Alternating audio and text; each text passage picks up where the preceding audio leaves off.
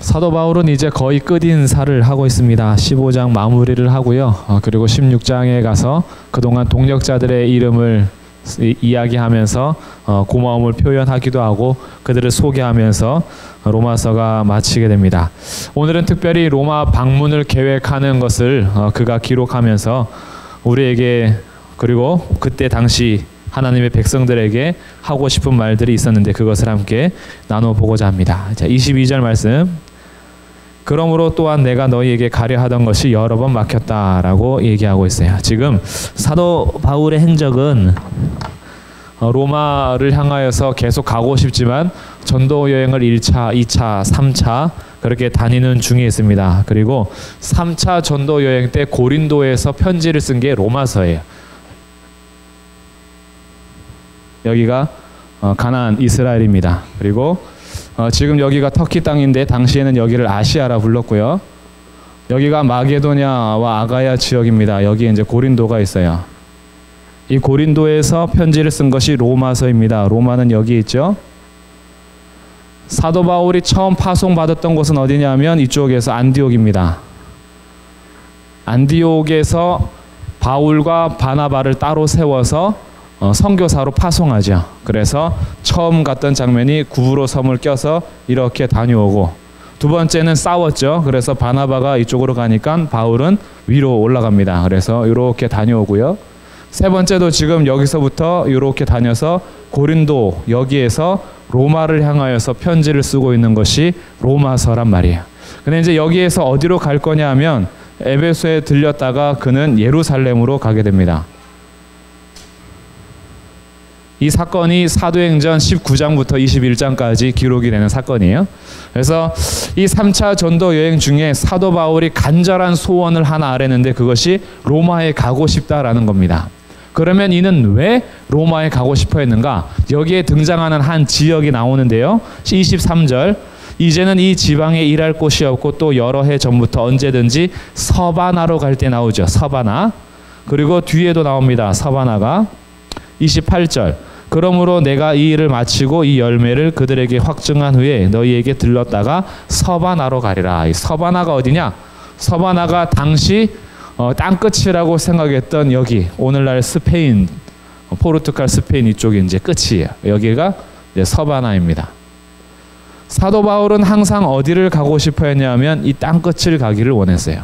왜냐하면 땅끝으로 가고 싶어 했던 원인 중에 하나가 이제 그 뒤에 위에 나와요. 지난주에 나눴던 말씀인데 그가 하나 결심한 것이 있다면 그것이 20절 같이 한번 읽어보겠습니다. 20절 말씀 시작. 또 내가 그리스도의 이름을 부르는 곳에는 복음을 전하지 않기를 힘썼노니 이는 남의 터 위에 건축하지 아니하려 함이라. 바울이 하나 결심한 게 있다면 그리스도의 이름이 전파가 되어서 그 이름을 부르는 곳에는 내가 이중으로 복음을 전하지 않겠다. 왜? 자기의 사명은 복음이 안 들려진 곳에 가는 게 사명이에요. 이거는 분명하게 바울이 받은 사명입니다. 우리가 여기에서 전체적으로 일반화를 특수한 사람들의 사명을 전부 다 그렇게 살아야 된다라고 생각하시면 안 되는데 바울에게 있어서는 바울은 전도를 땅끝까지 하면서 될 수 있으면 그리스도 예수가 전파되지 않은 곳에 가는 게 사명이에요. 근데 어떤 사람은요 이미 전파가 되어서 교회가 세워진 곳을 더 단단하게 세우는 부르심으로 받는 사람들이 있어요. 뭐 오늘날로 쉽게 말하면 개척에 대한 사명, 선교에 대한 사명이 있는가 하면 기존 세워진 교회에 가서 그 교회를 세우는 사명을 받는 사람이 있단 말이죠. 바울은 다니면서 교회를 세우는 것이었고요. 디모데 같은 사람, 디도 같은 사람, 요한 같은 사람 이런 사람들은 교회를 어떻게 해요? 단단하게 세워가는 거예요. 그래서 그리스도의 좋은 군사로 교회를 세워가는데 자기 목숨을 다하는 겁니다. 그러다 보니까 사명은 다 달라요. 조금씩 다를 수 있어요. 그러나 자기의 사명은 분명한 거예요. 바울에게 있어서는 나는 땅끝까지 이름을 부르지 예수의 이름을 부르지 않는 곳에 내가 선교를 하러 가야 된다. 그런데 바울에게 있어서 처음에 파송받은 곳이 안디옥으로 아시아를 다녔고 유럽 여기를 다녔어요. 마게도냐 아가야 지역을 다녔습니다. 이렇게 복음을 1차, 2차, 3차를 전했는데 이 땅끝을 가기 위해서는 파송한 안디옥이 너무나 멀어요. 그래서 바울에게 한 가지 소원, 로마 교회가 나를 여기로 파송해주면 좋겠다. 이 소원을 아뢰고 있는 중에 있어요. 바울의 분명한 자기 목적을 얘기하는 거죠. 24절 볼까요? 이는 지나가는 길에 너희를 보고 먼저 너희와 사귐으로 얼마간 기쁨을 가진 후에 너희가 그리로 보내주기를 바람이라. 그렇죠? 로마 교회 너희가 나를 여기에 파송해주면 좋겠어 라는 목적이 있었던 거예요. 로마서를 기록한 목적이 이제 몇 가지가 나오는데, 첫 번째는 복음을 전하기 위함이었어요. 그래서 이미 그리스도를 영접한 사람일지라도 복음은 계속해서 확인이 되어야 하기 때문에 그리스도의 복음을 바울이 정리하고 그들에게 전합니다. 그리고 이 복음을 따라서 살아가는 삶에 대해서 다시 말해줘요. 그리고 그 가운데 내가 또 로마서를 쓴 목적 중에 하나는 너네 교회가 나를 여기 보내주면 좋겠어. 이런 소원을 아뢰고 있는 것이 이제 나온다라는 거예요. 그런데 문제가 있어요. 지금 사도 바울이 고린도에서 로마로 올라가는 게 굉장히 가깝잖아요. 금방 올라가도 되는데 지금 바울은 어디로 가야 하냐 하면, 자, 25절 어디로 가죠? 25절에 보니까 예루살렘으로 가죠. 자, 고린도에서 자기의 비전과 사명을 따라서는 바로 그냥 올라가면 돼요. 그리고 여기에서 설득해서 그냥 서바나로 가면 돼요. 그러면 나에게 주신 목회 비전, 나에게 주신 선교 비전, 하나님께서 나를 통해서 이루고자 하는 것을 열심을 다해서 이뤄낼 수 있어요. 그럼에도 불구하고 지금 사도 바울은 예루살렘을 향해서 갈 것입니다. 근데 이 예루살렘에 가는 길이 평탄한 길이 아니라 어떤 것이 약속되어 있냐면, 예언자들이 바울에게 말해준 게 있죠. 너 예루살렘에 가면 결박을 당할 거야. 너 죽을지도 몰라. 그런 사도 바울이 결심을 하는 게 있잖아요. 사도행전 20장 24절. 나 심령에 매어 예루살렘으로 가는데 그곳에서 나에게 무슨 일이 있을지, 결박을 당한다는 소식이 있고 나에게 죽음이 닥친다는 소문이 있을지라도, 그러나 내가 나에게 맡겨진 사명 곧 아름다운 주의 복음을 증거하는 일에는 내 목숨조차 귀한 것으로 여기지 않는다. 이것을 이 에베소에서, 그 밀레도에서 에베소 장로들과 함께 눈물로써 얘기하면서, 나 이제 예루살렘 가는데 다시 얼굴 못 볼지도 몰라. 날 위해 기도해 주세요. 라고 장로들하고 고별 인사를 할 때 얼마나 그 마음이 서로가 눈물을 많이 흘렸을까. 정말 각오하고 가는 거예요. 여기 가면은 상 주겠지라고 하는 게 아니라 여기 가면 죽을지도 몰라. 환상 가운데 결박에 매여 있는 환상을 보기도 하고 자기도 알고 있어요. 여기 가면은 자기를 미워하고 그동안 잡으려고 했던 사람들에 의하여서 체포를 당하겠구나 알고 있어요. 그럼에도 불구하고 예루살렘을 향해서 간다고요. 로마 교회에 편지를 쓰면서 자기의 행로를 다시 한번 밝혀주고 했어요. 나의 간절한 소원은 로마 교회 너희가 나를 서번하러 보내주는 것이 간절한 소원이다. 그러나 이제 나는 예루살렘을 향하여 간다. 왜 예루살렘으로 향하여 가는가? 그게 이제 뒤에 나오죠. 26절. 왜냐하면 마게도냐와 아가야 사람들이 예루살렘 성도 중 가난한 자들을 위하여 기쁘게 얼마를 헌금했다라는 걸 연보했어요. 이 마가야하고 아가야, 마게도냐와 아가야 지역의 성도들이 예루살렘에 사는 가난한 성도들을 위해서 연보를 했다 그래요. 오늘날 연보가 그냥 단순히 헌금으로만 그 대치가 되는데, 사실은 연보는 조금 더 큰 개념이에요. 옷이 없으면 옷을 보내주는 것도 연보예요. 음식이 없으면 음식을 싸주는 것도 연보예요. 그래서 필요한 것을 챙겨주는 일들을 바울이 맡아서 가는 겁니다. 근데 멀리 가게 되면은 이런 것들을 다 싸들고 갈 수 없으니까 돈으로 환산해서 들고 가는 경우도 많이 있는 거죠. 그렇게 해서 이 연보를 주기 위해서 간다라는 겁니다. 여기에서 이제 한 가지 알아야 되는 게 있죠. 바울에게 있어서 비전은 서반합니다. 근데 하나님께서 맡겨주신 것은 여기에서 연보를 걷어서 예루살렘 교회에 자기 양들에게 갖다 주는 거예요. 그러니까 보통 사람들이 움직이는 건 자기 사명에 따라 움직여요. 자기 비전이 우선됩니다. 우리들이 그런 쪽으로 많이 교육을 받죠. 너의 비전을 이루는 것, 너의 꿈을 이루는 것이 가장 소중한 것으로 우리는 교육을 받습니다.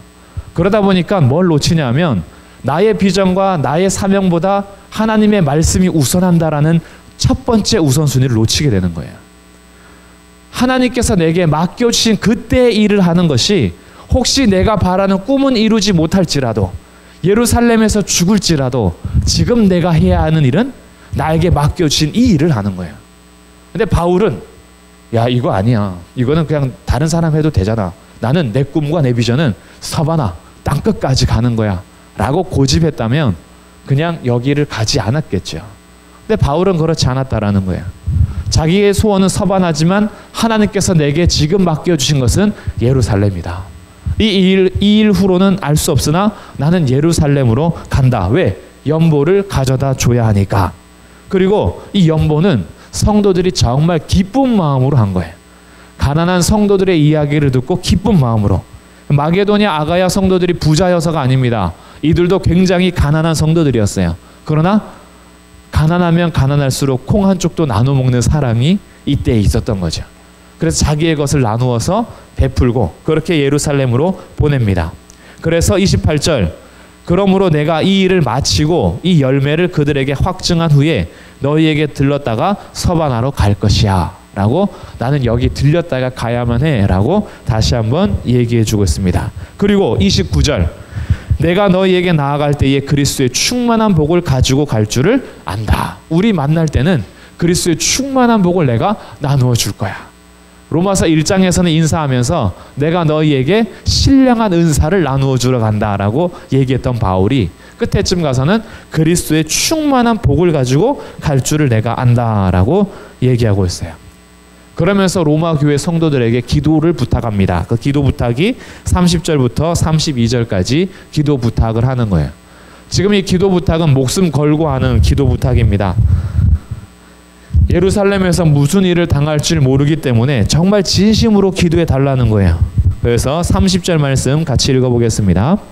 시작. 형제들아 내가 우리 주 예수 그리스도와 성령의 사랑으로 말미암아 너희를 권하노니 너희 기도에 나와 힘을 같이하여 나를 위하여 하나님께 빌어. 형제들아 내가 우리 주 예수 그리스도, 우리 주 예수 그리스도, 이 말은 바울이 거의 예수님을 소개할 때 붙어서 쓰는 단어입니다. 이 신앙 고백이 다 들어있는 이름이에요. 예수는 예수님의 인성으로 우리 죄를 대신하여 죽으실 이름, 자기 백성의 죄를 담당하여서 사실 이름으로 예수죠. 그 다음에 이 예수가 우리의 주가 되세요. 그래서 주 예수입니다. 그리고 이가 바로 하나님이시면서 기름 부음 받은 자 그리스도가 되는 이름. 그래서 우리 주 예수 그리스도와 성령의 사랑으로 말미암아 너희를 권하는데 너희 기도에 나와 힘을 같이 합시다 그래요. 여기서 힘을 같이 하다라는 말은 함께 투쟁합시다 이런 뜻이에요. 전쟁에 치르러 나갈 때 함께 가는 거예요. 운동 경기를 할 때 같이 힘을 합쳐야지만 할 수 있는 운동 경기에 많이 쓰는 단어입니다. 혼자 할 수 있는 개인 경기가 아니라 함께 있어야만 하는 경기. 야구, 축구, 럭비 이런 것들은 혼자 하는 게 아니죠. 인원수가 채워져서 함께 싸워야 돼요. 이런 경기에 함께 같이 하여, 그리고 전쟁 나갈 때 혼자서 1대1로 붙는 전쟁이 아니라 군대와 군대가 전쟁할 때 이때 쓰는 게 함께 같이 하여라는, 힘을 같이 하다라는 말인 거예요. 이것이 결국 우리가 같이 기도하자라고 얘기하면서 기도가 곧 전투라는 것을 인식시켜주고 있는 거예요. 기도는 그냥 서로 위로해주는 역할만 하는 게 아닙니다. 기도는 진짜 같이 싸우는 거예요. 내가 내 문제만 가지고 혼자 싸우는 게 아니라 내 문제를 공개했을 때 교회가 같이 싸우는 거예요. 우리 힘을 같이 하여서 우리 기도합시다 라고 기도하는 거죠. 이 전쟁, 이 힘은 파워가 더 커지는 거예요. 그렇게 하면서 세 가지 기도 제목을 부탁합니다. 첫 번째 기도 제목 31절, 나로 유대에서 순종하지 아니하는 자들로부터 건짐을 받게 해주십시오. 유대 여기에서 예루살렘에 갔을 때 건져달라고, 구원을 베풀어 주시기를 기도해달라고 그러고, 두 번째, 또 예루살렘에 대하여 내가 섬기는 일을 성도들이 받을만 하게 하고, 자, 섬기는 일을 성도들이 받을만 하는 것은 연보를 얘기하는 겁니다. 마게도냐와 아가야 성도들이 연보를 거두어서 가져가지만 예루살렘 사람들이 이 연보를 기분 나빠할 수도 있잖아요. 뭔가 물건 챙겨줄 때 감정 상하지 않기를 기도하는 겁니다. 내가 섬기는 일을 그들이 받을만 할 수 있도록 서로가 진짜 순수하게 사랑을 베풀었으나 상대가 오해하는 경우가 있거든요. 그래서 이것도 기도 부탁하는 거예요. 정말 기쁜 마음으로 연보한 것을 기쁘게 나눠주려고 하는데 받는 사람 입장에서는 기쁨이 없을 수 있으니 그러니까 기도해 주십시오. 받을 만하게. 이게 두 번째 기도 제목. 세 번째 32절 나로 하나님의 뜻을 따라 기쁨으로 너희에게 나아가 너희와 함께 편히 쉬게 하라. 마지막 세 번째 기도는 예루살렘에 갔다가 로마에서 만나기를 원하는 거죠. 그래서 너희하고 기쁘게 같이 쉬고 싶다. 이 세 가지 기도 제목을 성도들에게 부탁합니다. 그리고 이제 축복하면서 33절을 맞춰요. 함께 읽어보겠습니다. 시작. 평강의 하나님께서 너희 모든 사람과 함께 계실지어다. 아멘. 평강의 하나님께서 너희들과 함께 계시기를. 이렇게 축복하면서 15장을 마치고 있습니다. 그럼 이제 이렇게 인사하면서 자기의 소원을 아뢰는 이 과정을 통해서 오늘 우리가 주목하고자 하는 교회의 모습을 정리하면서 말씀을 한번 다시 정리해 보도록 하겠습니다. 첫 번째 우리가 배워야 할 교회의 모습, 그것은 사도 바울은 지금 이 로마 교회가 자기를 서바나로 보여주는 성교 교회가 되기를 원하고 있어요. 자기를 파송해 주는 교회. 안디옥에서 성령으로 인하여서 파송이 되었던 것처럼 로마 교회 너희들도 나를 파송해 주길 원한다라고 하면서 첫 번째 선교하는 교회의 모습을 우리 가운데 보여주고 있어요. 교회가 많아도 선교가 가능한 교회가 있는가 하면 선교가 가능하지 않은 교회가 현실적으로 존재합니다. 그런데 선교가 가능하고 선교가 가능하지 않는 것은 우리가 스스로 못한다 그러면 끝까지 못해요. 우리는 선교할 수 없어. 우리도 지금 힘든데 우리 교회 세워나가기도 힘든데 우리가 어떻게 선교해? 라고 마음을 먹는다면 그 교회는 선교할 수 없는 교회예요. 하나님께서 안 부어주셔서가 아니라 마음 자체가 이미 우선순위가 따로 가기 때문에 먼저 하지를 못하는 거예요. 넉넉하고 풍족해서 한다면 누가 못하겠습니까?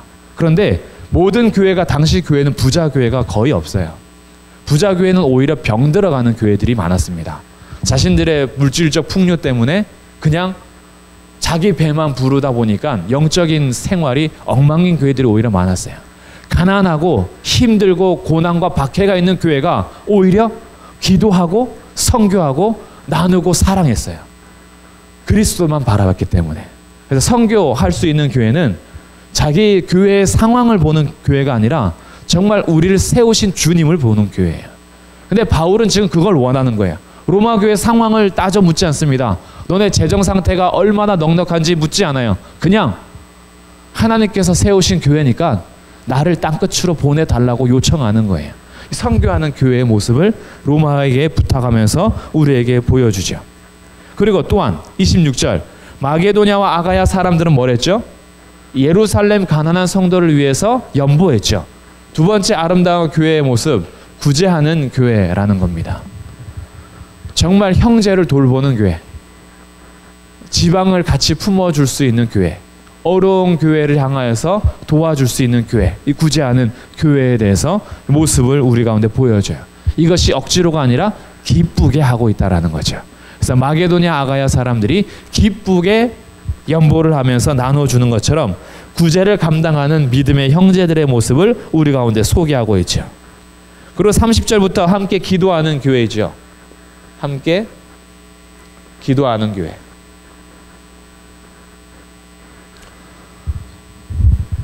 혼자서만 기도함으로 끝나는 것이 아니라 자기 기도 제목을 내놓고 같이 기도할 수 있는 교회.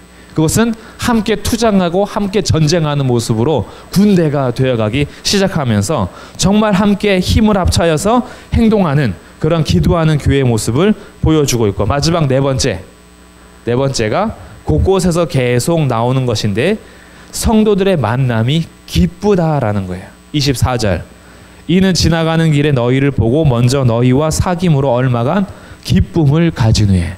성도와 성도의 만남이 기쁨이 넘쳐요. 32절 나로 하나님의 뜻을 따라 기쁨으로 너희에게 나아가. 성도의 만남이 기쁜 거예요. 성도의 교제가 살아있는 교회입니다. 교제가 기쁨으로 살아있죠.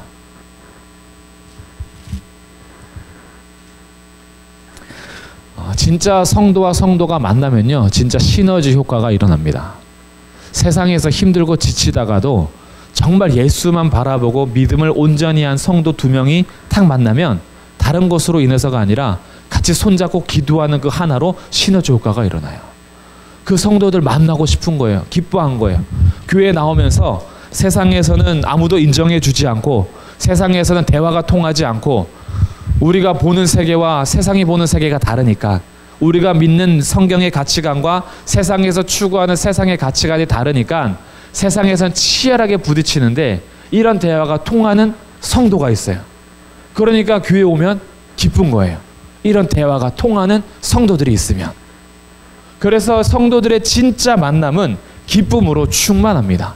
그 성도가 나한테 돈을 줘서가 아니에요. 그 성도가 나한테 필요한 것을 채워줘서가 아니에요. 함께 예수를 바라보는 하나만으로 기쁜 거예요. 대화가 통하는 거죠. 믿음의 대화가. 이런 인사를 통해서 교회의 이렇게 아름다운 모습을 네 가지로 한번 정리해 볼 수가 있어요. 그리고 이 서바나가 참고적으로 구약에 하나 등장하는데 구약에선 좀 다른 이름으로 등장해요. 그러면 아마 이 이야기가 확 쉬우실 거예요. 요나서에 등장하는 하나의 지명이 있습니다. 요나가 어디로 도망가죠? 다시스로 도망가죠. 이 서바나가 다시스입니다. 요빠에서 배를 타고 니느웨로 가야 하는데 완전 반대편으로 가는 다시스로 가는 그 땅. 그러니 요나는 하나님의 사명을 맡겨주신 걸 도망가는 장소로 다시스를 썼다면 바울은 하나님의 사명을 따라서 가는 다시스 서바나를 꿈꾸고 있어요. 그러니 하나님께서 부여하신 어떤 사명을 받은 자들이 똑같은 장소임에도 불구하고 구약에선 도망가는 장소로, 신약에서는 복음을 전하러 가는 땅끝의 장소로 사용하고 있는 모습을 보면서 이런 생각이 드는 거죠. 아, 하나님께서 피값으로 사신 교회는 동일한데 기쁨으로 주님께 순종하는, 기뻐하는 교회가 있는가 하면 여전히 자기 안의 문제로서만 교회의 모습을 갖는 교회도 있겠다. 요나처럼 도망가는 장소가 되는가 하면 바울처럼 선교하는 장소가 될 수 있는 것처럼, 똑같이 사명자인데 어떻게 쓰냐에 따라서 달라진 것처럼 교회도 마찬가지지 않는가. 오늘날 주님께서 교회는 똑같이 피값으로 사셨고 똑같이 복음으로 인하여 출발했고 그리스도로 인하여서 온전히 머리가 되시는 예수님께서 이끌어 가시는 교회인데, 몸된 지체들이 누구에게 어떻게 얼마나 순종하냐에 따라서 교회의 모습은 완전히 달라질 수 있다. 그럼 이제 우리 교회는, 우리 교회가 가야 할 우리의 걸음, 우리가 정말 그리스도께 충성하고 순종하면서 하나님의 기쁨이 되는 교회가 되기 위해서는 세상에서 말하는 교회의 모습을 갖추는 것이 아니라 성경에서 주님께서 원하시는 교회의 모습을 갖추는 것이라면 오늘 로마서에 나온 이 네 가지의 모습은 우리는 같이 가져야겠다. 선교는 우리가 우리의 능력으로 하는 것이 아니라 하나님께서 우리에게 하라고 명하신 것입니다. 그렇기 때문에 이것은 우리의 계산으로 하는 것이 아니라 할 수 있는 만큼 하는 거예요. 할 수 있는 만큼 하고 싶어서 기도하고 열방을 향하여서 기도를 놓지 않고 끊임없이 선교에 대한 마음을 모든 성도들이 같이 가져서 우리 안에서의 문제로만 갇혀 있는 것이 아니라 해야 할 사명을 향하여서 우리가 눈을 들어서 열방을 본다면 주님께서 여전히 땅끝까지 일하시는데 그렇게 땅끝을 같이 바라보는 자기 교회가 기도만 하게끔 멈추겠냐 이거죠. 하나님 아버지의 마음을 같이 품고 주님께서 원하시는 땅끝까지의 복음을 그 교회가 간절한 마음으로 선교하고 싶어 한다면 주님께서는 그 선교의 문을 하나씩 열어주실 것입니다. 그렇기 때문에 우리는 한 마음으로 선교하는 것, 여기에 대해서 우리가 달려가는 것. 두 번째, 구제하는 것. 우리는 이웃들과 함께 더불어 살면서 모든 것이 해서 전도하는 게 목적이 아닙니다. 전도 자체는 너무 중요하고 전도 선교하는 거 있죠. 이거 선교와 전도는 당연히 하는 거고요. 그러나 전도가 되지 않는다라고 해서 지역을 돌보지 않는 일을, 지역을 돌보는 일은 하지 않겠다. 이거는 교회의 정체성을 잘못 알고 있는 거예요. 그들의 영혼이 교회로 오든 오지 않든 우리들은 우리의 할 일을 하는 게 맞습니다. 이웃을 돌아보고 나눠주고 베풀고. 교회의 정체성이 뭐죠? 교회의 정체성은 주변의 이웃을 통하여서 이익을 얻고 이윤을 얻는 집단이 아닙니다. 오히려 이웃을 섬기고 이웃 때문에 손해를 보는 집단이 교회예요. 우리가 교회의 정체성을 상실해버리고 우리가 무엇을 해야 될지 모르면 교회의 방향 자체가 우스워지는 거예요. 우리는 굳이 하는 대로 앞장서야지, 이웃을 돌보는 데 앞장서야죠.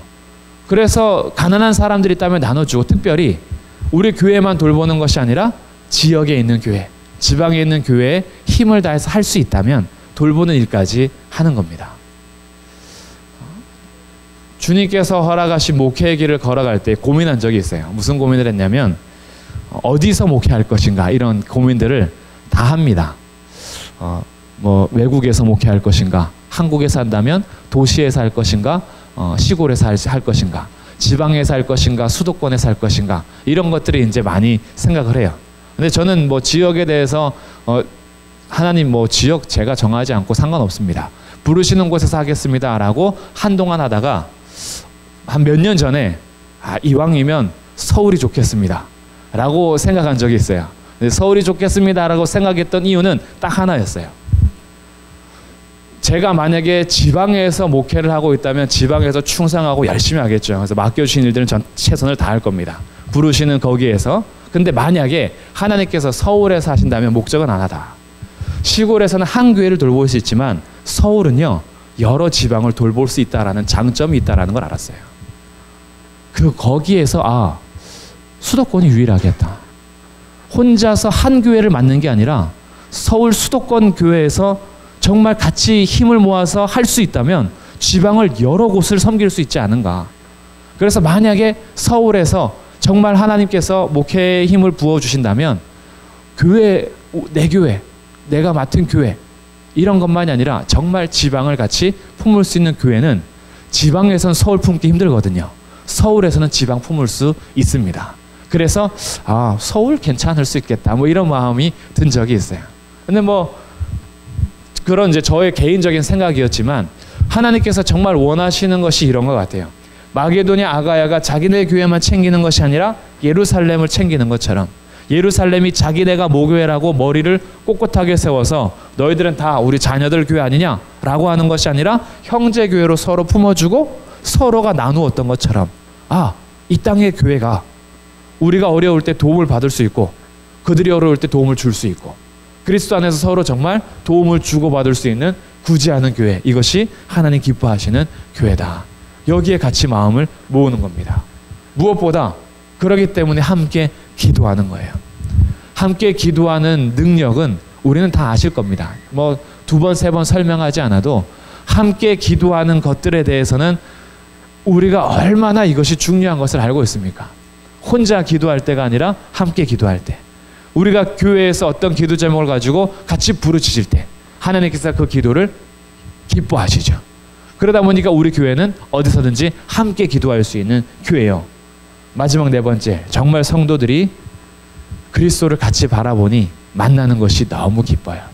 그냥 요구르트 하나 상 앞에 놓고 마시더라도, 정말 아무 먹을 거 없어서 냉수 한 잔 서로 물컵으로 주고 마시더라도 성도가 만나는 기쁨이 있는 교회, 이런 기쁨이 있으시길 주님의 이름으로 축복합니다. 속상한 것이 하나 있죠. 다들 뭐 그런 속상함이 있을 겁니다. 일반적인 어떤 특수적인 사건이 있는 것이 아니라 신앙생활을 하다 보면 슬프고 안타까운 일 중에 하나가 교회에 올라올 때 기쁨이 없어지는 거. 이게 진짜 슬픈 일이에요. 교회 올라오기 전에는 너무 기뻤어요. 예배 시간이 다가올수록 기쁨이 상실돼 간다면 이거 진짜 문제 있는 겁니다. 교회에 와서 성도 만나기 전에는 너무 즐거웠어요. 성도를 만나는 순간 기쁨이 사라진다면 이거 진짜 문제 있는 거죠. 오히려 반대가 돼야 되는데 세상에선 기쁨이 없다가도 예배 시간이 다가오면 기뻐져요. 오늘 그 권사님 보겠구나. 내가 진짜 슬펐는데 오늘 가서 얘기 좀 해야지. 기쁨이 넘치는 거. 이런 기쁨이 우리 교회 성도님들에게 있으시길 정말 주님의 이름으로 축복합니다. 저는 예배 드리니까 너무 좋고 기뻐요. 예배 드리기 전까지만 해도 약간 침울해 있었어요. 힘들다. 오늘도 내일 이제 저희가 소유권 이전해서 이렇게 분할 이제 합니다. 이제 내일 같이 계약을 하는데 뭐 어제 오늘 계속 법원 왔다 갔다 하죠. 등기소, 구청 왔다 갔다 하면서 힘들다. 힘이 좀 빠졌어요. 등기소 가고 구청 가고 또 뭐 동사무소 가서 뭐 떼야 되고 저거 떼야 되고 막 그다음에 서류 만들어야 되고 어제 오후 하루 종일 오늘도 아침부터 오후 한 4시까지 계속 그런 일 하고 있으니까 힘이 좀 빠졌어요. 근데 다시 예배를 준비하면서 말씀 딱 볼 때부터 성도를 만나는 기쁨이 있는데 그리고 예배 찬송 딱 부르는데 위로가 되기 시작하는 거야. 이게 예배의 기쁨이지. 이런 기쁨을 같이 누릴 수 있었으면 좋겠습니다. 세상에서 사라졌다가도 교회 와서 예배 드리다 보면 우리 영혼이 다시 소생하고 다시 기쁨을 찾고 그리고 힘을 내서 다시 우리에게 주어진 일상생활을 우리가 기쁨으로 해나가는 것. 그러다가 조금 지치면 금요일에 올라오세요. 이제 금요일에 올라와서 같이 또 기뻐하고 그러다 또 지치면 주일에 하고 그러니까 주일, 수요일, 금요일 더 못 버티시겠으면 새벽에 오세요. 매일 만날 수 있잖아요. 그렇게 하면서 우리들이 모일 때마다 같이 기뻐하고 같이 기도하고 한 마음으로 선교하고 구제하고 맡겨주신 일들을 감당한다면 주님께서 우리 교회를 무엇보다도 기뻐하실 것입니다.